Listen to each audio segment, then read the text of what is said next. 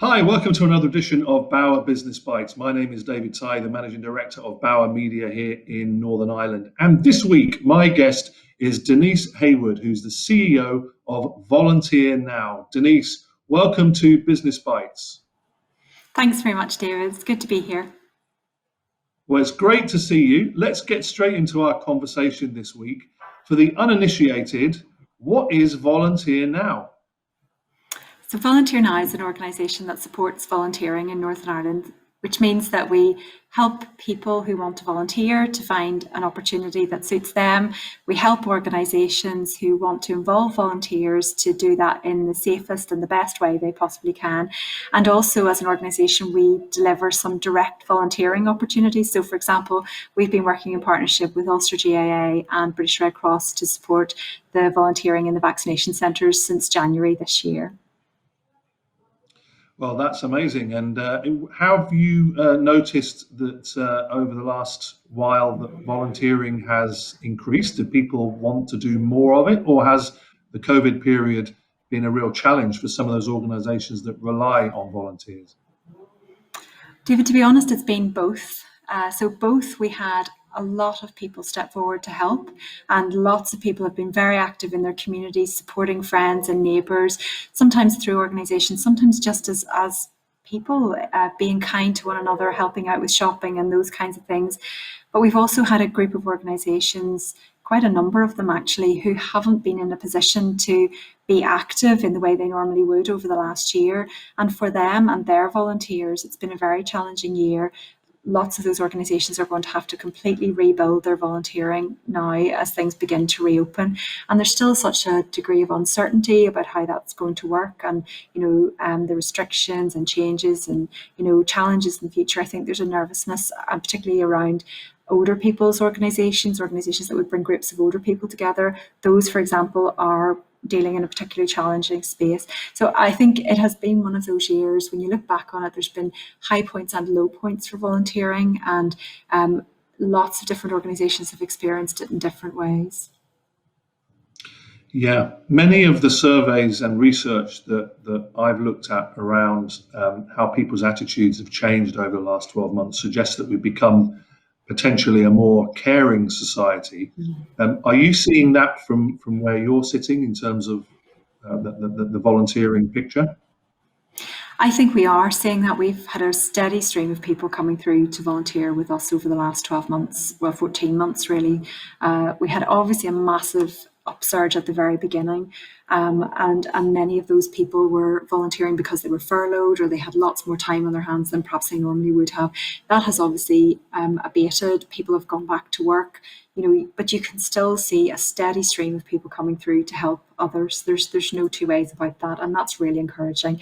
And I think what we hope now is, as opportunities begin to open up again, because there has been a restricted number of opportunities for lots of good reasons, we will be able to see that match then between those individuals who want to help and the organisations that need their help.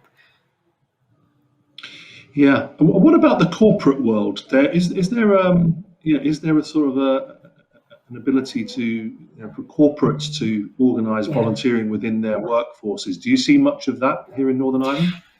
Yes, we had a really good group of organisations that would have done that with us over the last number of years.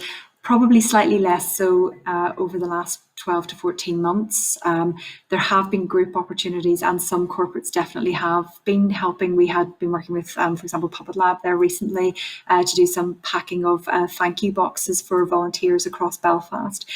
So those kinds of examples and those kinds of things do continue to happen. Other companies were helpful, really helpful in delivery. I know we worked with Calvert and a couple of other organisations over the last number of months. I think, again, there are opportunities, and those will start to really open up again now. Some of those corporate things tend to be group opportunities, and those have been a bit more challenging over the last 12 to 14 months. But as things begin to normalise, we'll see more of those group opportunities emerging. And certainly the outdoor stuff, the litter picks, the kind of gardening, those kinds of opportunities that you can do corporately as a group are definitely going to be available now in the next few months. So. Yeah, what would you say to someone watching this who's sort of running a business about the advantages of letting staff or getting staff engaged in this kind of activity through their work? It's a fantastic way of building a team. It's great to help people to work together outside of their work context. Maybe people who normally take a kind of leadership role, maybe don't always take their leadership role in the volunteering space. So it just gives people to change the dynamic in their relationships and work really well and cohesively as a team. It takes your mind off the everyday and helps you to focus on something else as well, and that's a really positive thing. So lots of companies and organisations use it from a team building point of view, but it's also really good for companies to be visible in their communities and for them to be giving back and using the volunteering as a way of saying thank you to the communities for their support for their business more generally.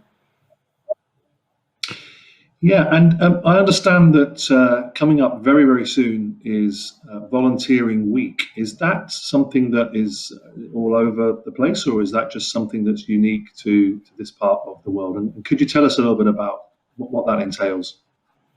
Yeah, Volunteers Weeks are common all over the world. In the UK, our Volunteers Week is always the 1st to the 7th of June. So we're gearing up to celebrate the week.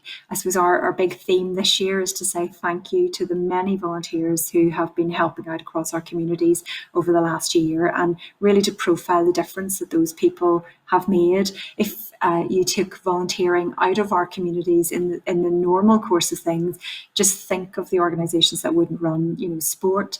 92% of youth work in Northern Ireland is delivered by volunteers, church-based activities, a vast array of voluntary and community sector organisations, charity shops, services for older people, services for people with disabilities, you name it, there are volunteers helping with it. And so this is our opportunity during this week to just shine a light on that a wee bit and say thank you to those people, and just raise awareness that there are loads of ways that people can get involved in supporting and helping their communities. So if I'm sitting watching this and I wanted to perhaps find out more and get involved, what would you recommend? Obviously, contact your organisation, of course. But what might lie ahead of me? What do I have to go through to be a volunteer? Do I have to step through many hoops? It depends what kind of volunteering you want to do. If you just want to do, say, maybe a community cleanup or helping in an environmental opportunity, it's probably a relatively straightforward process. If you, for example, want to volunteer with children or adults at risk, then you would need to go through perhaps a more rigorous recruitment process and an access and eye check. There's often a wee bit of training depending on what the role is, but no, it can be as simple or complicated as you want it to be. And many organisations are really geared up to helping people have a smooth journey through that process and get where they need to be as quickly as possible. And I suppose finally, how does Northern Ireland fare in volunteering, perhaps compared to some of the nations? Are we very voluntarily friendly part of the world? Yeah, I think in comparison to lots of parts of the world, we're very voluntary friendly. Across the UK, we're slightly behind, but I think sometimes that's how you ask the question rather than the answer you get. But we're definitely holding our own in terms of volunteering, and we've certainly seen a big upsurge in interest in volunteering over the last 14 months, and that's really encouraging for the future, because when we've looked at, gone back to those people who've stepped forward, they're saying, we'd like to carry on doing this. We've really enjoyed it. It's made a difference. We're really keen to keep volunteering. So that's lovely news for organisations that are hoping to recruit new people over the next wee while.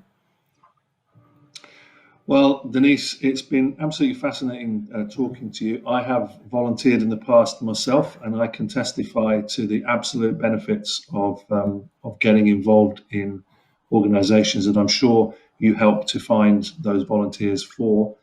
If someone wants to get in touch, how can they do that? So my email is going to be at the end of this interview, but also you can just go through our website. So just put Volunteer Now into any search engine and you'll pick us up. So. Well, Denise, we wish you and everyone that you're working with all the best for Volunteer Week and into the future. And thanks for doing the great work that you're doing. Thanks for being our guest this week. Thank you.